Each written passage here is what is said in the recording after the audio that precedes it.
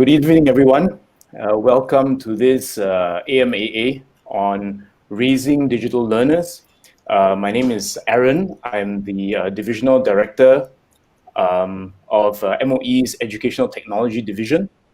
With me tonight, we've got Ms. Lucian Teo, one of our parents, and we will be addressing all your questions and talking to you this evening. So we're really glad that you could join us, and I hope that this evening will be very helpful for everyone. Yeah.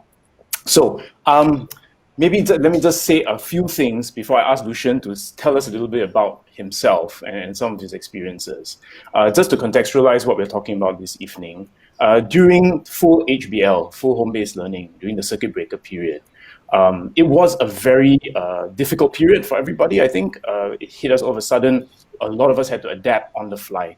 But along with it came some, I think, unexpected advantages, unexpected blessings, in the sense that for MOE, it really accelerated, I think, the technology adoption by our students and our teachers. Overnight, a lot of our teachers had to pick up new technologies, new ways of teaching without having the kids in the same room as them.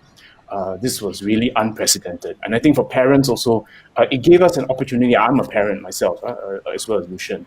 Gave us an opportunity to really spend time with our kids and learn more about them, have chats with them, figure out a good routine and bond with them as well. So really, what we want to do at MOE is we want to build on some of these advantages that we've gained during a full HBL, and we want to push that forward, right? So we want to leverage on that to teach our kids to be independent learners, to be curious learners, to collaborate, to learn digital skills. And all of these things are actually quite really aligned to the Learn for Life movement that MOE has been busy with over the last couple of years. So this is something that we want to do. And I think one thing we definitely do feel is that we can't do this without the support of parents. And so tonight, really, we hope to be able to address some of your concerns and really just talk things over. And please really be very frank and open in your comments and in your questions. Yeah.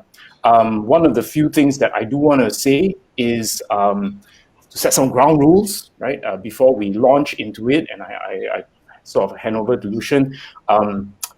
Really, we because the time is so limited, we need to stay on topic. So if you are asking something that is not about raising digital learners, even if a lot of parents like that, we won't be able to answer it, because I think there are many people waiting to hear about raising digital learners. So we hope for your understanding on that one.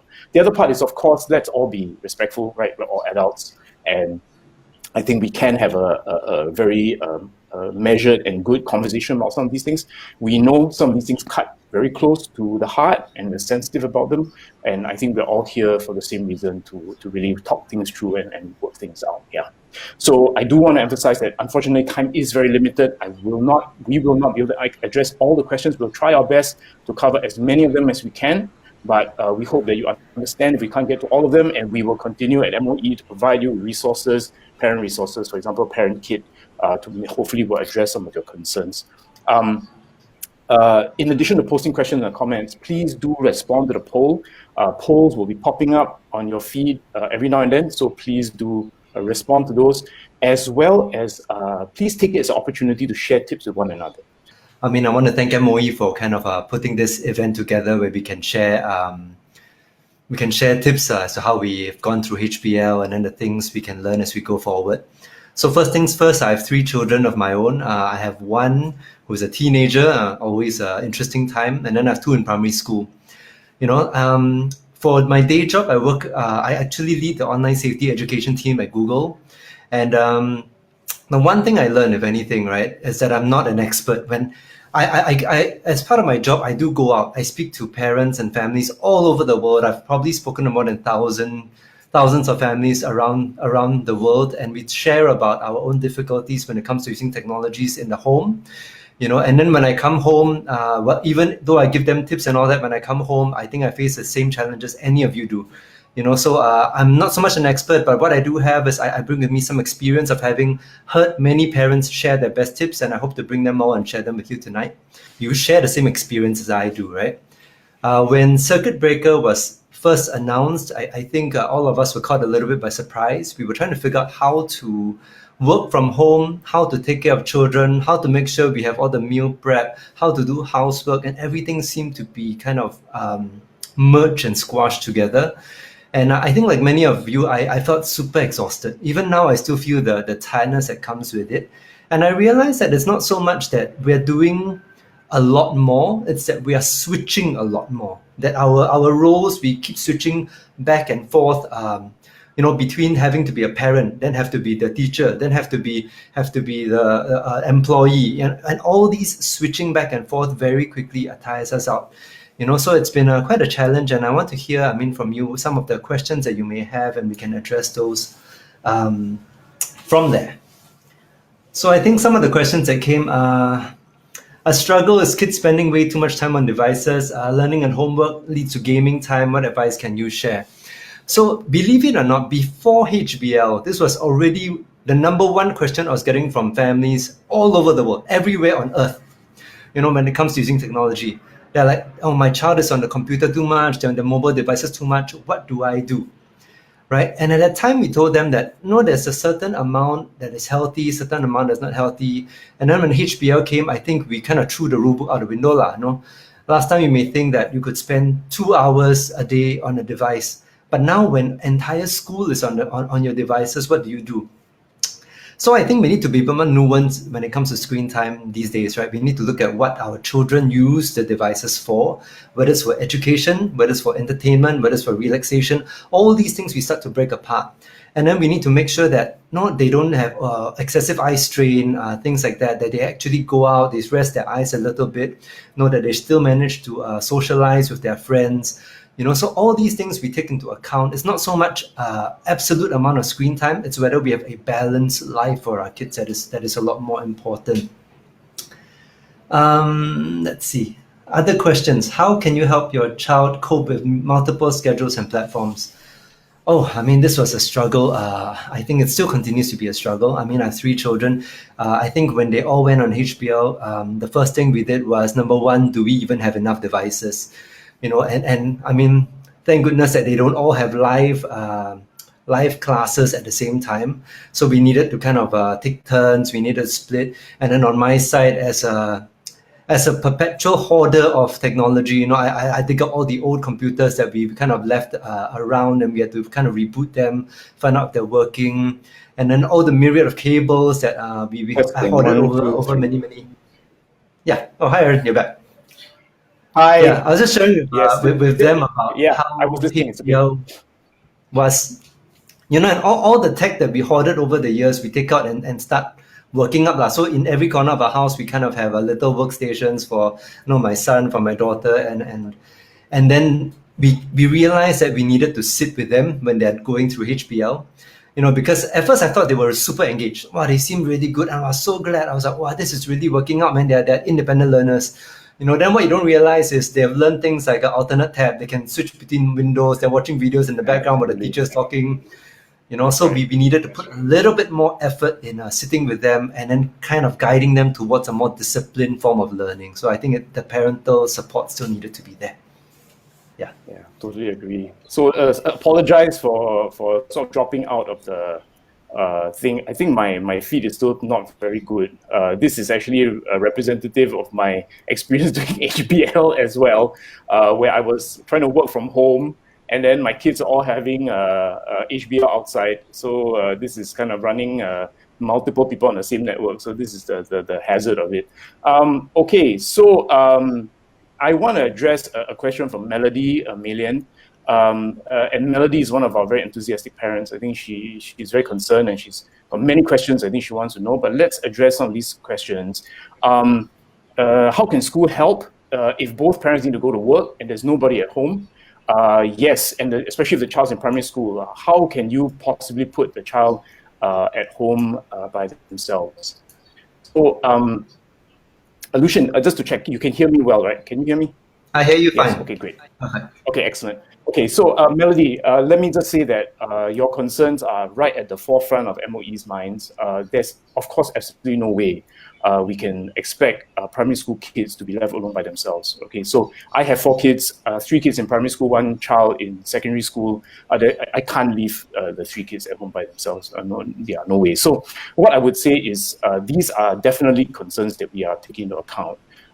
And we will make sure that there are provisions for this. So, for example, if you're going to do HBL and the parents both are not able to stay home with the child, what is one possible solution? One possible solution we're looking at is perhaps the child goes back to school to do HBL. Ironically, right, goes back to school to carry out this sort of independent learning, and they will do it in a safe, supervised environment, and then the parents don't have to worry. So these are exactly the kinds of concerns we need to hear from parents, and we hope that we'll be able to address all these worries before we actually even roll it out. Yeah.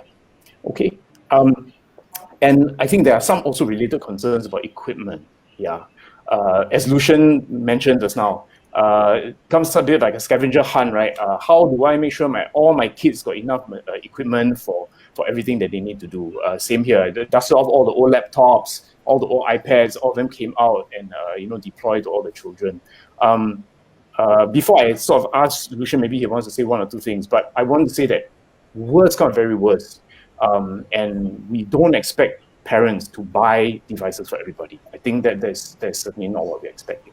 But same way we experienced during full HBL, schools have more than enough devices to actually loan to students for use in HBL.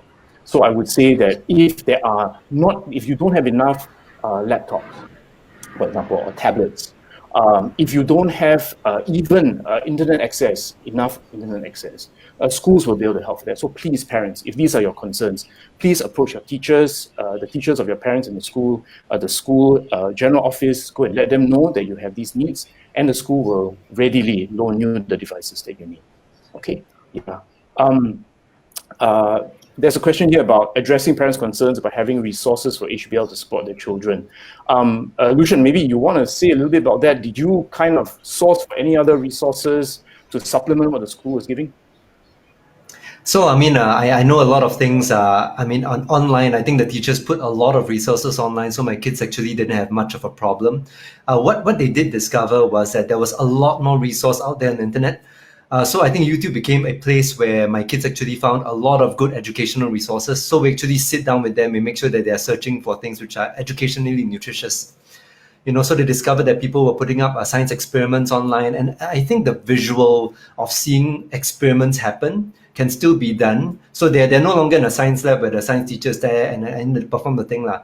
But they see the experiments done by YouTubers and all that, and they go like, wow, okay, so that's what it is. And then they bring it back to their own schoolwork, and they kind of link the two together. So I think that's really useful. Yeah, absolutely. And I just want to make a bit of a pitch for student learning space. And just to say that in addition to the work that the schools assign to the students, I hope parents are also aware that in student learning space, there are a lot of resources for self-directed learning. And the kids are actually free to go and browse any subject, any level, based on their curiosity, based on their interests. And there's actually plenty there developed by our curriculum division colleagues. Yeah. So noted that I think parents really would like more resources, and that's certainly something that we can work on. Okay. There is a question about what do you think COVID and the resulting disruption to schooling means for the future of schooling and the role of technology in MOE schools. And this is from Shi Hui. Shi Hui, this is a very deep question, very profound question. I will say that the whole of MOE now is actually thinking about precisely this question, because I think we all realize that it's very unlikely that we are actually going to go back into something that we are used to. And it has, in a way, forced us to rethink actually what does it mean. I want to say, though, before I answer that question, that certain things will remain constant. One of the things I think is that technology will never substitute for, I think, the social aspect of learning. No matter how good technology is, and I say that as someone who heads up the education technology division, it will never take the place of the schooling experience. It will be a very useful tool to supplement, a very useful tool to enhance learning, but it will not take its place. What we can say is the things that we are looking at, things like weaving in home-based learning, things like a greater role for technology to play in helping students be independent learners. These are all things that will become permanent, we think will become permanent features of the schooling landscape. But the care that teachers have for students, the friendships and the relationships between students, that and in how they learn from each other and how they grow, that one I think will not change. Yeah. So I think that's a very unfortunately short way of explaining, maybe just giving a bit of picture of what it's like. Mandy has this question about, is it difficult to balance between the need to use electronic gadgets for learning versus time off from the screen? Lucian, please help me out with this one from your perspective. Yeah, I think Mandy is making a statement. It is difficult to balance between the need to use electronic gadgets and learning for learning and time off. I think every parent struggles with this. I definitely struggle with it. I mean, I have kids who love to play games on their computers, and sometimes you can't get them off. What I do realize is many parents, right, when we take away the device and we say you need to do something, I think we fail to substitute. That means we take away, then there's a vacuum. Then we expect the child to kind of deal with the vacuum. That means, when the child says, I'm bored, then you deal with it. You just took away what they thought was fun, and then you leave them in a vacuum, and then there starts to be a tension between the parent and child. No, what I do suggest, and this is difficult because you need to put in time and effort. When you take that away, you substitute with time. That means your own time. You spend time with them, maybe talking, maybe eating together, maybe playing together, doing something together. Make full use of that time to build something, build a relationship, to strengthen that relationship, so that they don't have the excuse of, you just took away the thing which I was interested in and you gave me nothing in return. So I think that has to be in place. Yeah, thank you, Lucian. I think that's very, very sound advice. And I would say that just very practical things like taking regular breaks, meeting together for meals, making sure that you eat together with your kids if you can, if you're working from home, for example. I mean, I think these are just all very practical things we can do to break up, actually not just for the kids, but even for us. I think I've been working from home for the last couple of months, and if I'm not careful, I can also actually get fixed onto the device for too long, and that's also not good. Yeah. Okay. How do we address the learning needs of children who struggle with independent learning and perform better in the classroom? This is from Elena. Elena, I think this is a rightful question. What I want to just couch it to say that I don't think the swing will be so drastic. We are not swinging all the way over into a situation where kids are going to be learning independently all the time. I think a majority of the time will still be in that classroom situation where they're responding to teachers and they have that relationship. What we want to do is just inject some element of independent learning to balance out the amount of guidance rightfully that the children receive in school. So I think don't worry. I think with that balance, the children may struggle initially at first a bit because it's something new to them. But I think if we are positive about it, they will catch that also, and they will be also encouraged, and they will also build up this part of them, which is very important for lifelong learning. Yeah. Okay. So it says here. Well, this is okay. Sean, your question is quite long. Let me just read out the whole question. Sean says, we appreciate the work being done to close the digital divide in terms of ensuring access to devices. HBL is largely self-directed learning, but we know not everyone even has a conducive home environment. How can we build the muscle for self-directed learning from a young age? Okay, before I ask Lucian to say maybe how he did it with his kid, I would say from MOE's perspective, this is exactly what we're trying to do. Yeah, Sean, you kind of hit the nail on the head, right? Because I think I was a principal before, and some of my kids, I was a principal of secondary school, and some of my kids, I was very distressed because when they get to secondary school, I found that for some of them, if the teacher is not sitting next to them and telling them exactly what to do, they don't know how to learn. They just rather just sit there and wait. And surely that cannot be the kind of learners that we develop, because you and I all know as adults, you don't stop learning when you leave school. You have to continue learning. And in that kind of very unstructured environment, you have to figure out yourself where to find the learning, how to go about doing it, where to go and find the time.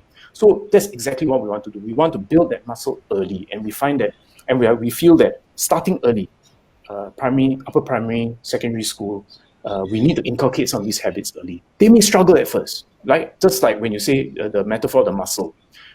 Those of us who run or work out, the first time you do it after a long time is the worst, right? Because it hurts like mad, and you can't lift as much as you thought you could or run as fast as you thought you could. But over time, that muscle builds up. Yeah. So maybe, Lucian, can you just say a bit about your own experience? How did you do that with your kids?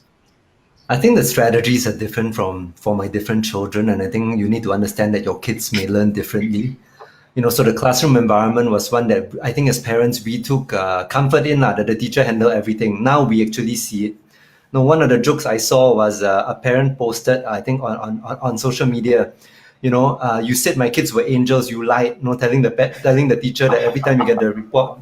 Now the parent sees firsthand what our children are like, but it's time to kind of rekindle that and to relearn our children's individual strengths and then kind of work to that. So we also need to be very adaptable as parents, because our parenting cannot stay the same. The new normal means the old way of parenting cannot work anymore. So we need to adapt and change. Yeah. Yeah. Thank you so much. Yeah, Lucian, yeah, I think that's also absolutely right. In other words, if you want to build this muscle, we also have to be different, right? To help them to build this muscle. And I do want to just say in this point that the self-directed learning is not MOE's intention for parents to step in as teachers at home. That's really not the point, right? The paradoxical thing about teaching self-directed learning is that you've got to do less and not do more, right? You have to leave them to make mistakes, leave them to figure it out. Yeah, we come in and guide and help them to reflect on things that they've done maybe not so well, but in the process, we have to sort of learn to let go a bit. Yeah. Interesting question from Mol Inomoto. Are the ergonomic aspects being considered when conducting HPL? Not everyone has a conducive environment to sit at a computer for many hours. I totally agree, Mol. If you could see where I am at the moment, you would be very amused. I don't have a home office. During HBL, the only quiet place I have is in my bedroom. I have no desk in my bedroom. So I ended up sitting on a stool. I borrowed my son's table, which is as high as my knee, which is what I'm using right now. And so I'm sitting on a stool with a table as high as my knee, sitting down and doing this work. So I totally understand, I totally empathize. I don't have the luxury of a nice home office. And I would say that what we need to do then for me is I had to prioritize my kids. So I give them the spaces in the home that's comfortable, right? The dining table, the study table in the living room. Dining table basically became a study table, right? And I think we have to improvise. There's no easy answer for that because, of course, not all of us have that luxury. But I think we can be resourceful and we can help our children to create a tidy, orderly environment where they can actually do their home-based learning. Yeah, and I would say that sitting at a computer for many hours is also not just about ergonomics, it's also about breaks. Yeah, you got to get up, you got to walk around, go outside, take a walk, because really you're right, no one is built for that kind of thing. Lucian, you got something? I think my own experience with HBL was that I think the kids weren't forced to sit at the computer for many hours. I mean, they had work. They would probably either print it out or do it separately from the computer. Sometimes they'll go to the computer and do their work, but I don't think it was like extended for many, many hours on end. That said, I mean, the ergonomics, we need to be aware. We need to kind of make sure that the table is all that and everything like that. One thing which I needed to learn, because I don't have my children's flexibility or youth, right? I get back spasms when I sit too long, that kind of thing. So even what you're looking behind is all this is a green screen. Actually, behind this green screen is my toilet. So that's why I needed to put up a green screen to change the environment. And in the 2 months ago, I gave myself 2 weeks. I studied. I went to YouTube and checked out how do you create a home office? What are the steps you need to do? How do you put a footrest so that at least your legs are elevated? They can all the exercises. So we learn to adapt to this, and then we help our children learn to adapt to change as well. I think that is a big lesson out of the whole HPL. Yeah. I think there was one question from Hui, right? Asking me what would I do differently? What would I keep doing? And what would I stop doing? This is a very tough one because it's a 3-pronged question, right? I think what I would keep doing is I've really, really enjoyed having meals with my family. For those of you who know me personally, my work actually requires me to travel quite a lot. So looking at last year versus this year, I would have traveled to at least maybe 12, 14 countries by now, by mid-year, and I would have spent huge chunks of time away from family. This year, I've actually had lunch, dinner with my kids very consistently.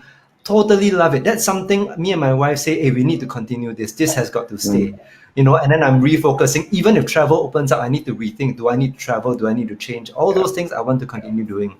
What would I do differently? I mean, the start of HBL, I was quite tight on, I think, my kids' digital use. Maybe now I loosen up a bit. I know that they can handle themselves. I've seen that they can discipline themselves. They actually get their work done. So you let the cat fly a bit more. So those are the things which I felt that HBL has taught me. Yeah. Great. Thanks, Lucian. There's a question from Zluan about how do we prevent HBL students from deviating from the HBL work, ending up playing games or watching YouTube. Yes, this is the perpetual, concern of parents everywhere, including me, lah. Yeah. So I think I can definitely take this because this is a question that I get, and coming from a tech company. I mean, this is number one. Parents always wish that we had this one big red button we press, and then all their mobile devices will die. The first thing we always emphasize is that always have a relationship with your child. You need to be able to tell your child to stop. They need to be able to stop. I understand that many children, mine included, sometimes don't listen. And then you go like, is there an app that can help you? So there are many apps out there that can help you. If you're using an iPhone, right, the iOS apps, you have screen time built into the settings. If you're using an Android phone, we have a family link, which allows you to do the same. You can set timers for different apps. You can do all of that. Track how long they've been using on each app, how long they've been playing. Did they say you can turn it on at certain times, turn it off at certain times. So bedtime, you don't want them to play, you can turn that off as well. So all this is available, but once again, I would encourage parents. The best is if you have that loving relationship with your child, that they understand that you're disciplining them for their own good, and then you can talk to them and walk them through why they need the kind of guiding hand. Yeah. Totally agree. Just to add a little bit is to say that that is kind of how my wife and I also manage our oldest girl's device use. She knows every now and then we want to see her history, browsing history. We want to see how long she spent on different apps. And that's become a routine, right? So she doesn't get upset. She just say, okay, I'm going to check, And then we'll check and they'll say, hey, how come TikTok 1 hour? YouTube 2 hours, and then she'll say sorry, and then and it's a continuous conversation and working out some of these boundaries because she also has to learn how to monitor. All of you know that children find their way around these things, right? I mean, when we were young, we had the TV aerial, and we found a way when the parents unplug it. We found that you can plug metal pieces into the aerial socket, and it works as you still can get a TV. So children these days, they find ways around whatever you set up. They'll find a way around it. So what I told my son is that, hey, if you find a way to break it, you let me know lah. Because I work at Google, right? I want to let the engineers know that they can fix it. So he feels empowered with me to help all the children of the world, do He's this a right. Hacker. So, yeah. yeah. Thanks, Lucian. Okay, so there's a question from Sarah. What is MOE's plan to monitor the learning of lower SES families whose parents cannot support their engagement as closely? Yeah. And is there a plan to provide additional learning resources? So, Sarah, really feel for your question.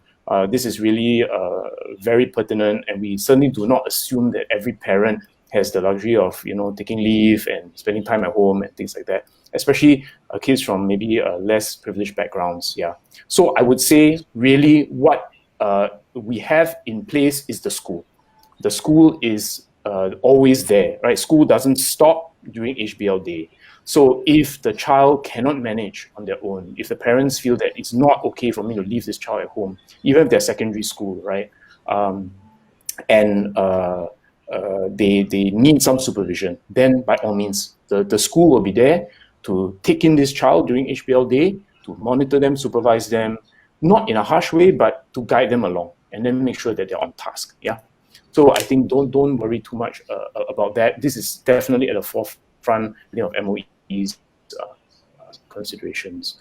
Do schools send a homework checklist to parents? This is from Wendy. There is an app for this, like for example, Parents Gateway. I'd like to know what homework has been assigned by school teachers. Wendy, I think your child is very fortunate to have a parent like you who's very concerned and wants to know what's going on. And I would say that if you haven't already, please do contact your child's school and let the teachers know that you want to partner them in making sure that your child's on task all the time. And that I think they will welcome your partnership to make sure that the child is moving ahead and progressing in their learning. So there is no central app for this, but I will say that if you want to know, I'm very sure teachers will be happy to send you something, even if they don't have one already. Especially during HBL, it will be posted somewhere. I've seen many different approaches to this. In some cases, they post it in the notifications in the SLS. In some cases, it is in the class WhatsApp. There's many different approaches to this. Yeah. Okay. Can you share the strategies to teach independence? For example, logging into the system, ensuring the work is submitted on time from parents. Wow. Parents. Yeah. Lucian, did you have any strategies to teach your kids some of these things? I mean, I have a 12-year-old, and the Other than letting them preteens are always a challenging time. And they're in the cusp of wanting independence, but then they also need kind of the guidance, and then all the mobile apps and games are very attractive.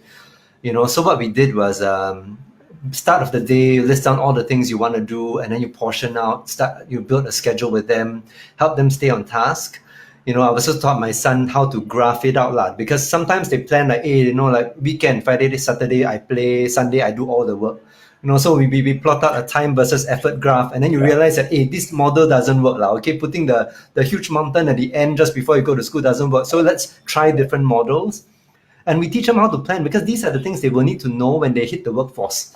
So even as an employee, I also need to use those skills, right? I mean, I can't put everything to last minute just before work review, then I do everything. So in the same way, I want my child to learn that from a day perspective, then maybe the weekend perspective, then maybe the week perspective for the older ones. I think that's one way to do it. Yeah. Great. Thanks so much. So I think that sort of conversation is so important to work things out as you kind of go along. And it's that teaching. I mean, I don't think we expect parents to be academic coaches, but this kind of coaching, this kind of guidance, I think is invaluable. And I think parents can play a very, very important role in that. On that same topic of conversations, I think we are seeing quite a few parents making comments about online safety, concerns about online safety.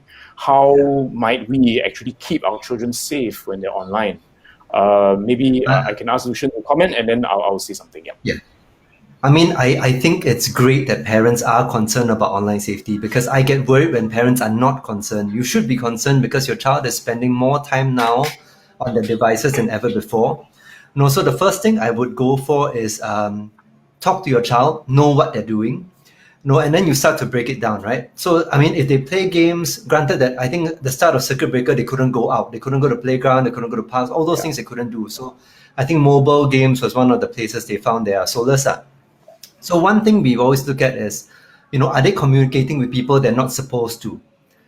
So I end up choosing the games for the kids to play. So we all look through and go like, hey, what game is suitable? And then we find it out together, because I want to teach my children how to choose an appropriate game, why it's appropriate, why the family's values are such. Because we want to teach them all these things on the way to choose something, because at the end of the day, they will choose these things for themselves. I can't keep always choosing for them. So we start there. And communication with strangers is always something I bear in mind. Whenever a game has a chat function, where you can talk to somebody, that means I've opened a window to anybody to say anything to my child. Those things, my children know for sure I wouldn't allow. It's going to be a really hard pitch for them. So those are the very quick and quick tips that I have. Yeah, one thing I would like to add to that is to say that I think from early on, it's good for your kids to know that it is very natural for mom and dad to have passwords to your accounts for anything. Whether it is Facebook or it's Pinterest or whatever it is, that mom and dad have got access. And anytime I want to go in and see what has been going on, who you've been talking to, what kind of activity has been going on, this is part of the course. If you want to have online activities, this is part of the deal. You don't want, then sorry, cannot, right? And I think it's perfectly within our rights as parents, especially I think if you can build that expectation early. Because I think sometimes children also don't know. They don't know what is safe and what is not. They think it's okay. But actually, as adults, we know this is pretty risky. And Lucian said, you open the window, you don't know what's going to come in. So we do need to make sure we have the key to the window, that we can open it up and look inside and see what's going on. Yeah, it cannot be that they lock the window, you cannot get in, right? I think that would be a problem. So I think that right to monitor and that expectation should be there. Yeah. I mean, I'm so glad that we're in Asia, where we say things like this, everybody goes like, yeah. Children have no, there's no such thing as privacy. You live under my roof, you live under my rules, right? I mean, that's the kind of. So I've been to Indonesia, I spoke to parents there, they go, yeah, what are you talking about? Then I go to Europe, I go to the US. The Western side have very different rules. So they subscribe to different things. They believe in giving the child space. No, but as far as I think Asian parenting is concerned, I think we want to keep an eye. I mean, we're comfortable with this. Our children are brought up to be comfortable with us kind of stepping into their space a little bit just to find out that they're okay. Yeah, absolutely. So that would be what I would do personally, and that's what actually I do personally. Yeah. So Chinying has got a question: how to know if a digital resource is developmentally appropriate for my child? Yeah. Okay. So I'll take a stab at it and I'll hand over to Lucian. I would say in the first instance, you know your child best, right? I think most of us as parents, we know our children best. So it's not just developmentally appropriate, but also what is it suitable for my child, right? Are there things in this digital resource that would upset them? For example, even if it is like a news site or a news resource, does it have unfiltered access to, let's say scenes of warfare or violence or something like that would upset them? Then you better know that and tell the child, please don't use. But that would require you to personally go and take a look at the digital resource. Yeah. So your question, I take it from the question that you would want and that you will want to have a look. So I would encourage you to do that and scout some of these things out, especially if you're not sure. Yeah, Lucian, what would you say to this? I think the parents I speak to normally fall in two camps, right? One is, if you ask this question, you're in the camp of you want to be involved, you want to kind of help curate your child's digital journey. The other camp is the, I cannot, it's too difficult, take it and go. To which, I think we need balance on both. Just to respond to the parent that wants to control, what we normally notice is there are parents who control too much, such that we think everything they shouldn't do, we are scared. Yeah. Right? And then we don't realize that the child grows up and the child doesn't develop that kind of awareness of, let's say, events or topics, that you thought were taboo when they're in primary school, but now they're hitting secondary school, going to JC, and you want to maybe tell them that, hey, this is warfare. These are the consequences of war. That's why we try to avoid it. So there are certain themes which I think are appropriate to bring in at a certain time. And this really comes with the time you have with your child, the talking time. Then you know where your child is at, what they're concerned about. And then if you don't teach them their friends or TV, somebody's going to teach them. So you always be aware with what other influences are you dealing with in their life and how do you address it all in to kind of help them scope it out and place it in the right proportions and the right context, to help them grow as adults. Yeah, thank you, Lucian. I totally agree. There's a question for me from Stephen. Stephen asks, what is the biggest learning point from MOE after FHBL? What was unexpected and how will this gap be closed for future HBL sessions? Okay, so I'll be quite frank with everybody in this chat. I think one of the things that really was a big learning point was the use of video conferencing for live teaching. It really met a very important need, which is teachers connecting with the students face-to-face, right? And I think having that extended period where schools just couldn't operate really meant that was so precious.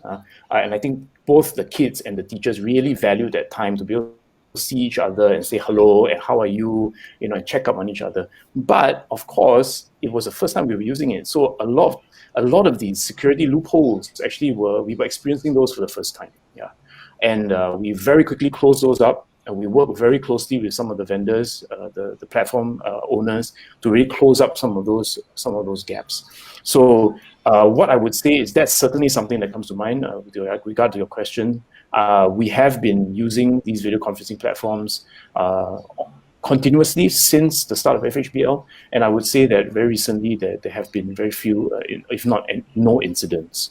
I know I don't want to jinx myself, but it is so far so good because we put in place quite a lot of security measures, and I think teachers are also learning how to use the platform. Yeah, and the kids also understanding that some of these things you think are funny, they're not very funny. Yeah, because some of these incidents are because of the kids themselves. Playing pranks and trying to be funny with the platform. So I think everybody sort of acclimatizes to the new tool, and after a while it settles down. So I would say that that's certainly a learning point. That if we introduce new tools, we will do it sort of progressively. Hopefully, we will not be in that situation again where we are forced to come on board a tool overnight. Yeah. Yep. Okay. We hope MOE and the school will look into two-way communication platform like Teams. As a parent of a primary school, I need to be 24/7 checking on my WhatsApp. The teacher, same applies secondary. Experience with SLS, parent gateway seems to be one-way. No chat interaction. Understand. Okay. This is from SH. All right, SH. This is a very interesting question. Let me try to understand it. I think the question basically is asking for some kind of consolidated two-way communication platform between teachers and parents. I would say that right now, yes, you say you have Parents Gateway, which is a communication sort of a broadcast platform, but parents are not able to go back. Usually, my understanding is that schools leverage on normal sort of communication networks like WhatsApp. I've also known of some schools that use dedicated education apps like Class Dojo to communicate between parents and teachers without having to touch the very private. Some people consider WhatsApp a private thing, so they don't want to touch WhatsApp. Yeah, but that would be some of the things that I have seen. We don't have that function within SLS. It is sort of not built to be a two-way communication thing. So at least as of present, I think parents and schools will leverage on some of these tools. Yeah, Lucian, you have any thoughts about this at all? This two-way communication. I was looking at the question, and I think he did mention there was no chat interaction between students and teachers.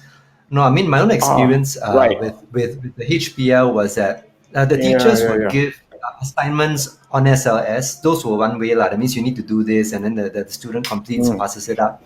Now, occasionally you had live lessons where actually the teacher does talk to the bunch of students, and there's a face-to-face.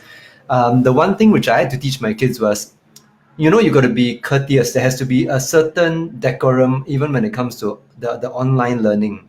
Because I think some of the teachers didn't know how to kind of request that the students turn on their video. So a lot of students just go, I turn off the video, then I can lie in bed and listen to the thing, teacher can keep talking. And I had to tell my children, hey, if the person is there, you need to be there. Yeah. So you need to turn on the video, you need to wear your school uniform, you need to do what is necessary. So these are things we are learning as well, because all these etiquette things never occurred to us before. So we also try to teach what's respectful and all that, even if it's online. Yeah. And some of the kids, I think we've got some anecdotal, some of the primary school kids are very cute, they will wake up in the morning, they'll wash their face, comb their hair, dress in the uniform, before the teacher comes on to talk to them. So I think this is the kind of decorum, a bit of like routine that is good to inculcate in the kids. Absolutely right, I think. And so I just wanted to tell SH that this two-way interaction is something we're looking at SLS. It's not confirmed yet, but it is a function we're exploring in terms of some sort of forum where students can post and then the teachers can reply in real time. So that's just something that I wanted to maybe just say that we are exploring, but nothing confirmed yet. Yeah. There's a question from Lei Kwan that actually is more of a statement. This circuit breaker HBL gave us an opportunity to relook our roles as parents and teachers in educating our children. Trusting our kids to be self-directed learners is important for that to happen. It goes back to, have we built sufficient rapport with them in the first place? Yes, this very absolutely right. I say a little bit, and then I think Lucian has got a lot to say about this. I agree, and I would say that actually that foundation is important, but I would say that it also has highlighted the importance of this rapport. The thing that I found very valuable about circuit breaker, I think same as Lucian, is just the amount of time that we were together. I also similarly hardly eat lunch with them. Every day now during circuit breaker, I would have breakfast, lunch, and dinner with them every day. And I learned things about them. I realized, my child, is like that actually, has got this funny little quirk here, has got an interest there. And I think that it's never too late, yeah. I want to agree with you, but at the same time, I also want to say it's never too late to build that rapport. And if you find that during circuit breaker you found, yeah, how come don't have that rapport? I would say to parents, don't worry. It's very fast. Your kids are just waiting for you to show interest, to love them, to show that concern and affection. They respond. They open up very quickly if we show that response, and that rapport is built very very quickly. So Lucian, please, yeah. I mean, I think going back to before circuit breaker, before COVID, I mean, I think we remember times of prosperity, times of materialism and all that. But I think deep inside, we also knew, many of us knew that something needed to change. We weren't in a good place. I think we felt that a lot of us were working super long hours, and then we were outsourcing the care of our children a lot. And we were waiting for, how do I change this? How do I push back? How do I tell my boss that maybe I cannot work so hard? And we couldn't do that. And I think COVID-19, while a tragedy health-wise, it's not great, but it did give us the opportunity to kind of reset the balance of all these things. To tell our bosses, hey, I need to be home, I need to be... how do we balance our work, our personal life, our family life, all these roles we can now kind of retweak a little bit, and especially as parents, how do we regain this? I mean, Aaron, you and me are fathers. We are very guilty of kind of, hey, the mother take care of the house, and so I mean, I'm glad that we get this frank discussion. I think we have relearned what it means to be a father. To come back to the basics and go, hey, if you're the man of the house, the housework is part of your duty. Everything is part of your duty. You got to sit there, your tech support, whatever you do, you got to do anything you do for the kids, for the wife, right? I mean, these are things that I think we're relearning, and I love that we are getting back a little bit more on track. Yeah, that rebalancing, right? So valuable. Yeah, I totally agree. Thanks. Magdalene has a question about will HBL create new learning opportunities for students, like longer project-based or inquiry-based learning, allows more critical creative thinking. Magdalene, maybe you should come and work at MOE. Yeah. Because I think one of the main ideas we have for HBL, in terms of weaving it into the fabric of teaching and learning going forward, is precisely that it should provide a different learning experience for students. And part of this different learning experience, part of being independent learners, is pursuing your own interests, not just learning how to learn the curriculum on your own, but saying, what if I give you some ring-fence time? What if I give you some protected time to say, this is your time to just go explore. You want to learn how to fix a bike? You want to go and learn how to play the guitar? You want to go and figure out what is a coelacanth? Yeah, by all means, please go ahead. And then show me what you learned. Right? Share with me what you learned. How did you go about learning all this? Where did you get the information from? And that is something I think we are very keen to explore. To say, can we open up this box? Can we open up the cage or not? Let them go and figure out. This is not, of course, without its problems and without its question marks, but definitely we feel that this is something students will benefit from. Yeah. Yep. Okay. Let's see. Madeline, again. Okay, great. There are concerns on online solution providers that is framing student data, violating students' privacy. Oh boy. How can MOE help give guidance to teachers and parents who are quite new to such areas? This is an interesting question. So I'll take a stab because ETD, right? So certainly you should have a say in how your children's data is being used or not being used, right? If you are suspicious that your child's data is being used without your consent, right? Please do let us know at MOE. Just write in and let us know what is the app that you're using. Why do you think that the student data is not being utilized correctly? How is the student's privacy being violated? And then we will look into it. Yeah. So I can only tell you that to say that without knowing the specifics of what you're concerned about, please do write in, share with us the details. My side, ETD, as well as my colleagues at IT division, will look into it and make sure that nothing untoward is going on in terms of the information regarding your child. Yeah. Yeah, I mean, from a tech world, right? I think the kind of the how do I say this? The ceiling we have, or the tolerances we have for using children's data is a lot stricter than for adults. So I mean, I think our IMDA, our folks at IMDA and all that, they do a very thorough job of making sure that the children's data is collected well and all that. And I think a lot of the stuff like SRS is built in to make sure that the data doesn't go outside. So I mean, Yeah, that's kind of absolutely. how we kind of protect it. Yeah. That's right. And you can be very sure that if it is SLS, it is a safe space. Yeah, it is a safe space for children to learn because it is owned and operated by MOE. So we take your children's data privacy, data security very seriously. Yeah. Okay. There's a question about how will MOE support teachers and parents to assist children who need more guidance during HBL? Okay, so let me just say something very quickly. It's a repeat of the point I made just now, but I think it's worth saying again, which is that we don't expect parents to be academic coaches.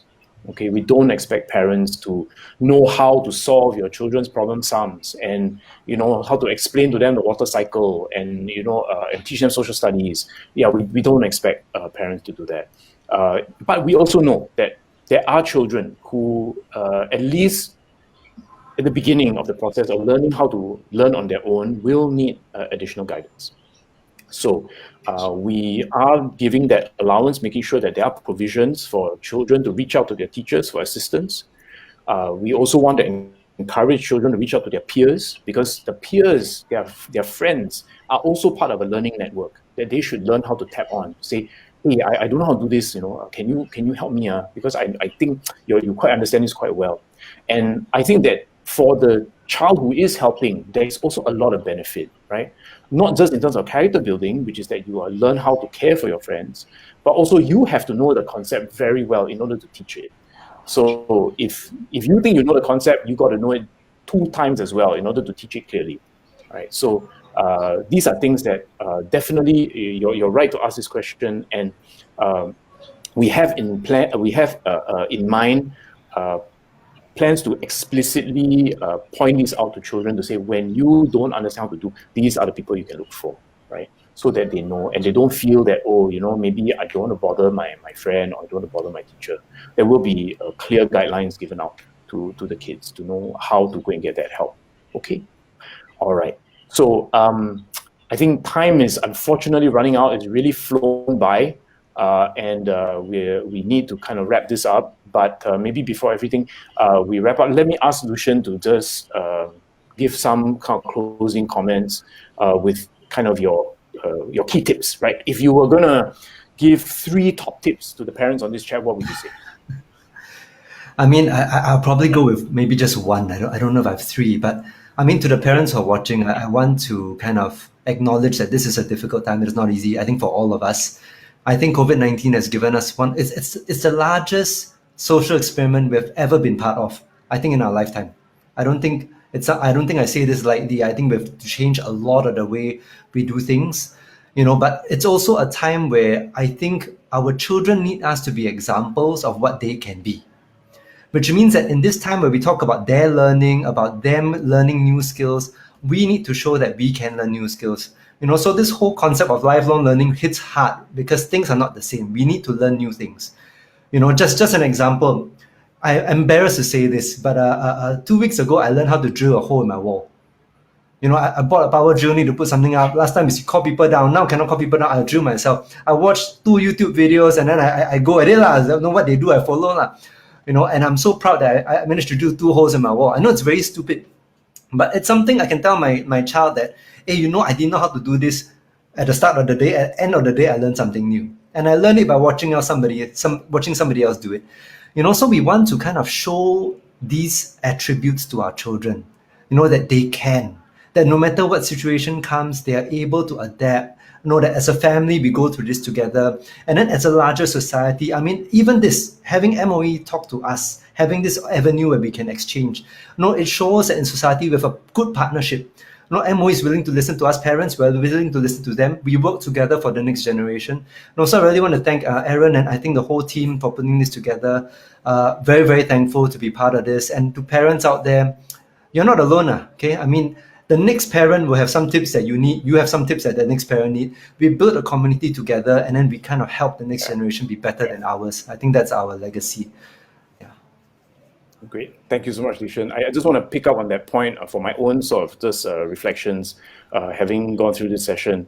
One of the things I did want to pick up on is the idea of community. And I do think that, I want to just say that parents are a critical part of any child's learning experience. They are not meant, and they were never meant to take the place of teachers. But at the same time, they also cannot be absent from that community. So what we are hoping for is going forward that community will be closer. We can work more closely with parents. We can all contribute, I think, and we are all actually of the same mind, which is say, actually, we want the best for our kids, and we want our kids to grow up happy, healthy, ready for the future, independent learners that we can all be proud of. So that is something that I feel is really going to be very important. And actually, on that note, I just also want to say that picking on what Lucian said, it's actually a very new experience for all of us, including all the teachers. And I want to just say, and I've said this many times, but our teachers really have risen to the occasion over FHBL to really learn things very quickly and really sort of dig deep to come up with that kind of resourcefulness and resilience to kind of really ramp up very quickly and deliver the learning. But that said, there's a lot more to learn, right? And this is something that is really, really new. How do you teach online? How do you design a good learning package that kids can do on their own without supervision? But all these are skills and there's a lot of pedagogy and thinking behind it that really need to be developed. And this is something MOE is really looking into right now, and wanting to ramp that up very, very strongly and equip all the teachers with this, because we see that as really e-pedagogy, right? The necessary e-pedagogy, part of necessary e-pedagogy for the future. Yeah. So with that, time's running out. Let me just thank everyone on this chat. I'm really just sorry that we couldn't get around to all your questions. I hope that if we didn't answer your specific questions, something close to it we did answer. And if not, we will want to, we hope that some of the kits and resources that we send out will be useful for you. Yeah. I also hope that you guys have been, the parents have been exchanging tips during the chat. We really want to celebrate the practices that parents have inculcated during the HBL period. I mean, I gave a shout out to teachers. I also want to give a shout out to parents. Like Lucian, yeah, I don't dare to say myself, but all of us, I think, have got this now baptism of fire, gone through the same experiences of juggling work from home with helping HBL, helping our kids with HBL. I think we also can give ourselves a pat on the back for some of this. Yeah.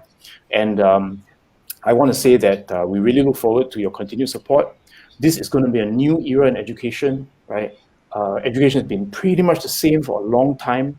That is coming to an end, right? And I think we are going to see a lot of changes that we will need all of us to work together so that we can weather those changes and not just survive, but also thrive and help our children to thrive in the new sort of learning environment. Yeah.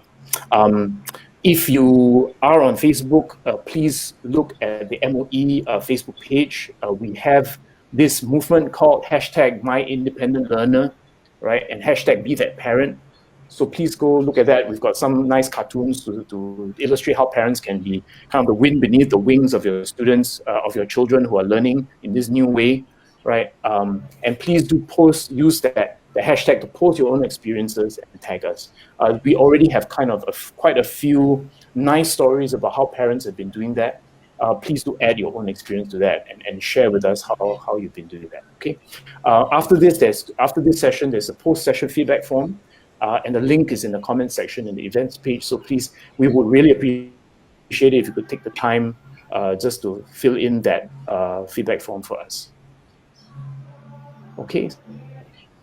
So please.